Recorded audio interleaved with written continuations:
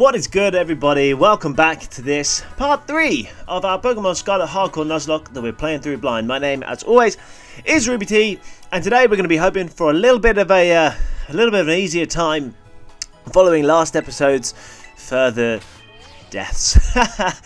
So at the end of the last episode, we had just completed the second gym.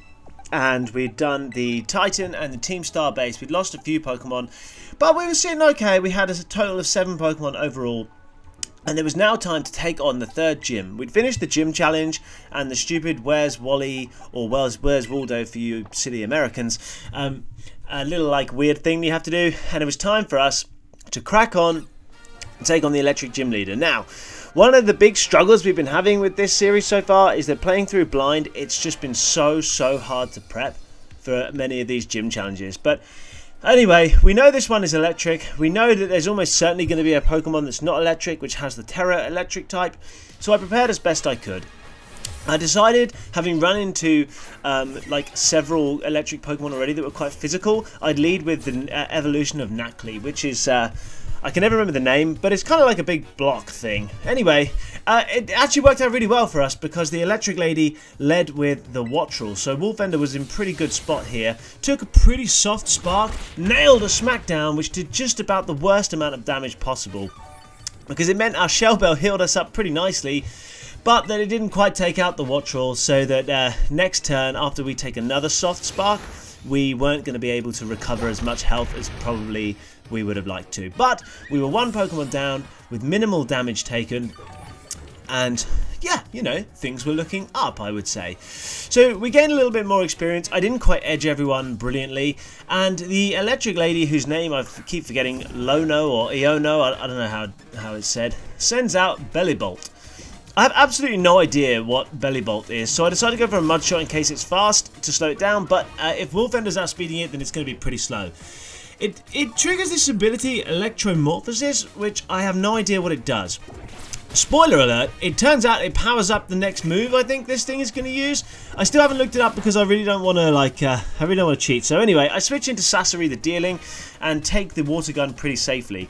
My Leech Seed misses, which is really annoying because it means we take a spark and we obviously don't recover any health and Bellibolt doesn't lose any. The next turn round, the Leech Seed does connect thankfully, and Bellibolt goes for just another spark, which we take okay.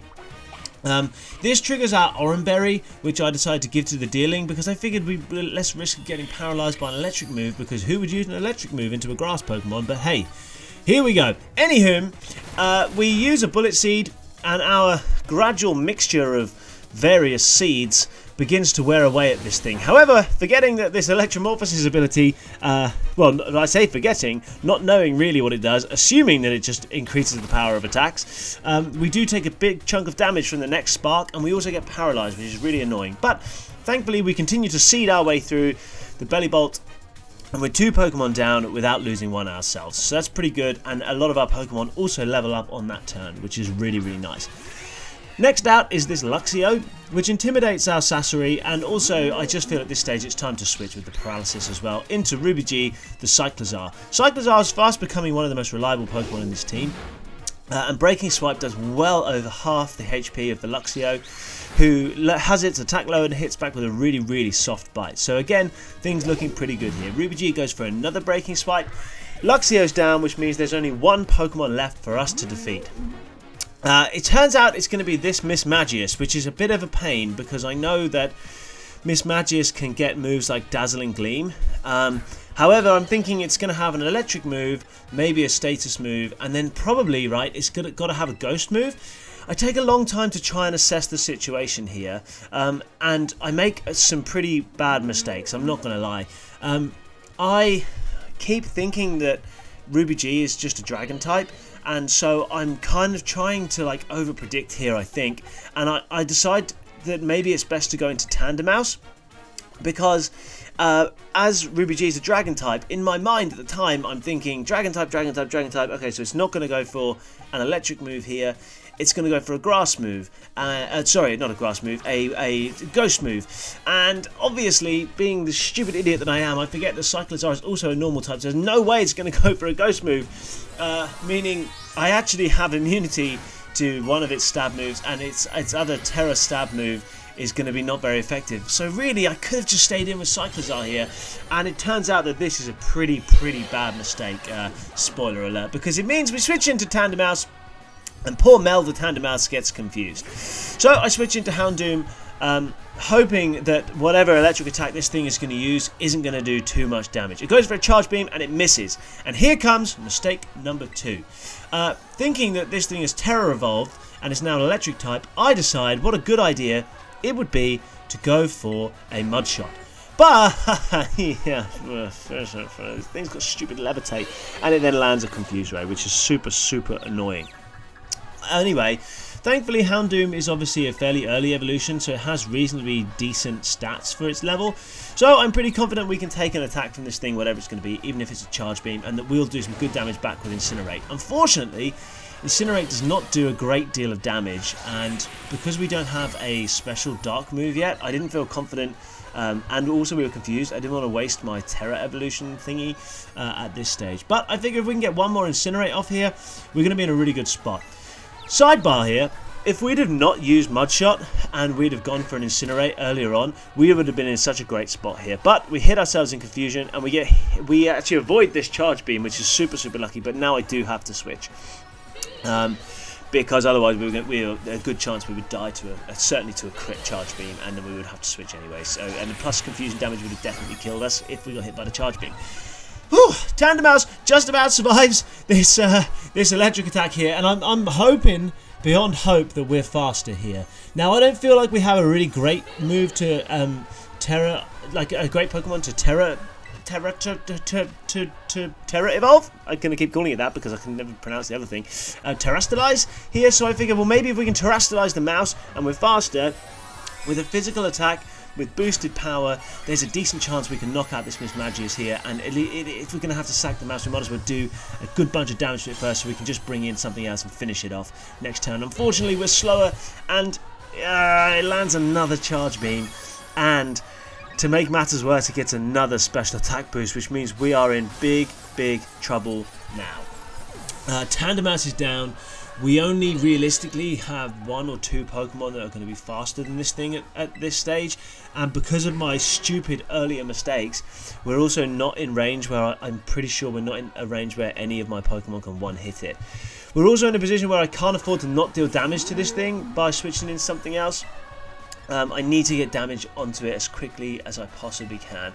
I go for Ruby G, go for Breaking Swipe, no more resist an electric attack, but unfortunately Mismagius goes for a Confuse Ray. Now, here's an interesting point, and Gemma and I were discussing this at the time. At this stage here, I could go for an attack, and if we land an attack through the confusion, we would obviously win the battle, and we would not have to sack anybody else.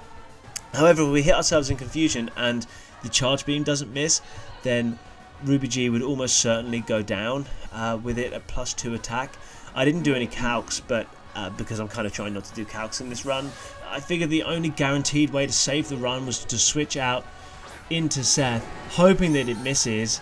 Because, yeah, if it had missed the charge beam here, then Seth could have outsped and finished it off.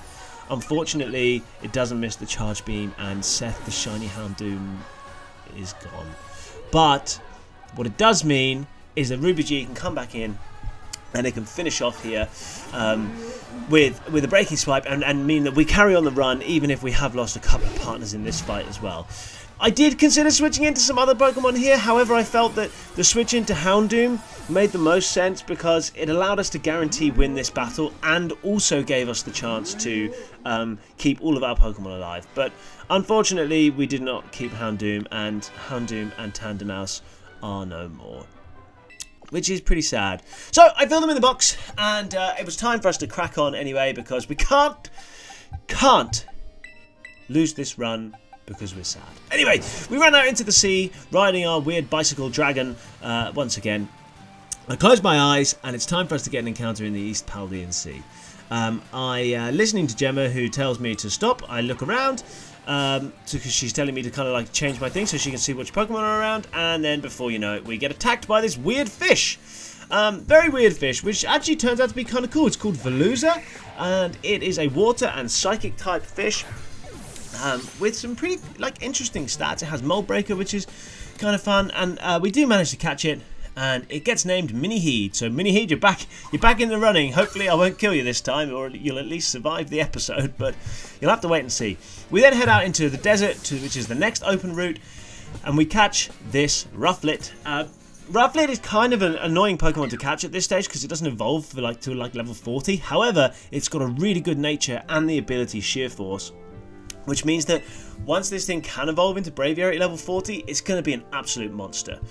We stop and talk to Clive, who's definitely not the the head teacher of the stupid academy, and then it's time for the now evolved Trunks the Pelipper to absolutely wipe the floor with this Houndour, and then Trunks and Wolfender and Mini-Heed to just decimate all of the stupid fire types in this city base.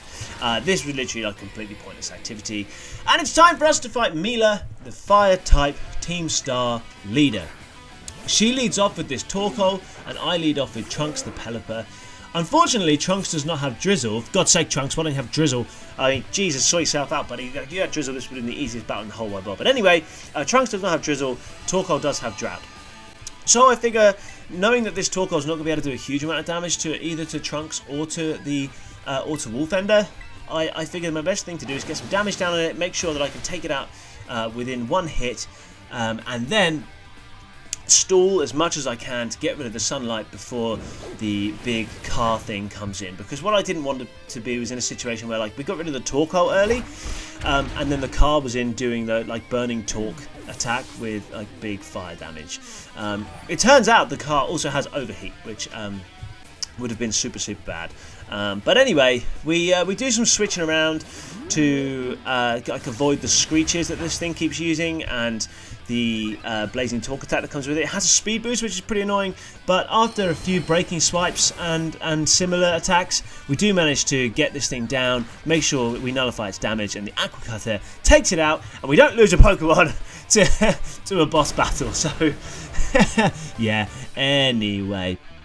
Now, this has been a pretty short episode because I'm trying my best to get through the game as much as possible and get out some of this content for you so we keep everyone interested. Plus, the series is doing really well, so if you want to keep liking and commenting and stuff, that'd be great. I then walk out into the desert, which is the next place where I can get an encounter. Turns out I could have got an encounter here earlier, and this this one took ages. This one genuinely took ages. We were just sort of running around for a very long time. And it's so hard when you have your eyes closed. You don't know which buttons you're pressing, and you have a wife shouting at you to turn and to press buttons and to press no, don't do that, change the camera, try and turn, no, don't get that and then we get a Pokemon that she didn't want. Anyway, it turns out the Pokemon that Gemma wasn't sure that we wanted was this Capsakid, which it turns out is pretty cool. We catch it, it becomes named Emilius and joins the team as our current 7th or 8th member of the team at the moment. It evolves immediately with a Firestone into this weird dual-headed Pepper, which as far as I can tell is the first fire and grass type Pokemon that I've ever seen, which is so cool, and I'm absolutely hyped to use it. So yeah, thanks for watching, guys. If you have watched this episode, there'll be hopefully another one out for you pretty soon. And yeah, make sure you like and subscribe and stuff, and I'll catch you all soon. Thanks very much for watching. Bye.